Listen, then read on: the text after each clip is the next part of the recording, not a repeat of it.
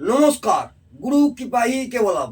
আজকের আলোচ্য বিষয়, কেতু গ্রহ অশুভ থাকলে জাতক জাতিকাদের কি কি রোগ হয়। কেতু গ্রহ যদি অশুভ অবস্থায় থাকে, জাতক জাতিকাদের ফুসফুসের রোগ হওয়ার সম্ভাবনা প্রবল থাকে।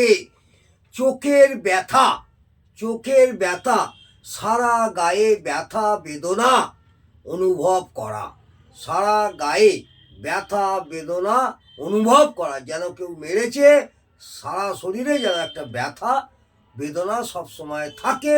কেতু গ্রহ যদি অশুভ অবস্থায় থাকে তার বাচ্চাকে। এছাড়া কৃমি, খারাপ ধরনের টিউমার, রক্তের নিম্নচাপ, উচ্চারণে জড়তা, কথা বলতে গেলে একটু জড়িয়ে যাওয়া, ঠিক তোদলামি নয়, একটু জড়িয়ে যাওয়া, ফোড়া, ব্রণ, চর্মরোগ, যে কোনো অজানা রোগ, হঠাৎ কোনো রোগ, কোথাও কিছু নেই, হঠাৎ কোনো রোগ, চিকিৎসায় ব্যাঘাত, চিকিৎসকরা সহজে ধরতে পারবে না, হঠাৎ কোনো রোগ বা অজানা রোগ, এই ধরনের রোগ সাধারণত কেতু পীড়িত থাকলে বা অশুভ অবস্থায় থাকলে, তাহলে এই সব রোগ সেই সব জাতক জাতিকাদের মধ্যে হওয়ার সম্ভাবনা প্রবল থাকে। এছাড়া খাদ্যে বিষক্রিয়া, ক্যান্সার, ক্ষত থেকে বিষক্রিয়া, কোনো ঘা বা ক্ষত থেকে বিষক্রিয়া, মহামারী, কলেরা, বসন্ত, এমনকি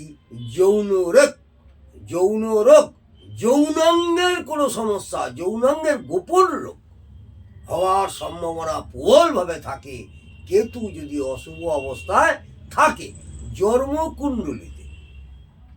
মন দিয়ে শুনুন, কোনো জাতক জাতিকার জন্মকুণ্ডলিতে ষষ্ঠভাবে কেতু থাকলে অবৈধ মেলামেশার ফলে যৌন রোগ হয়।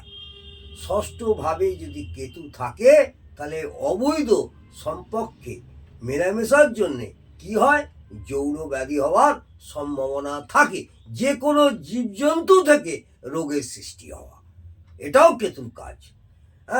যেমন bird flu, swine flu, Nipah, অর্থাৎ বাদুড় থেকে যে রোগ ফলের মাধ্যমে আসে, এগুলো হচ্ছে আপনার কেতু গ্রহ যদি অশুভ হয় তাহলে এই সব রোগ হওয়ার সম্ভাবনা প্রবলভাবে দেখা যায়।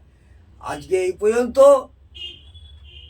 আপনাদের একটা করে 9টা গ্রহের জাতক জাতিকাদের, রবি থেকে কেতু পর্যন্ত 9টা গ্রহের কি কি রোগ হবে আমি বিস্তারিত আলোচনা করলাম।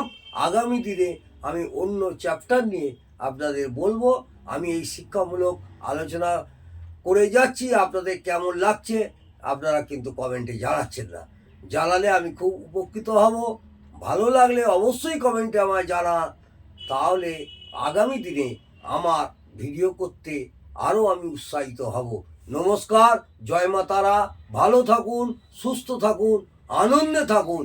জয় জয় তারা।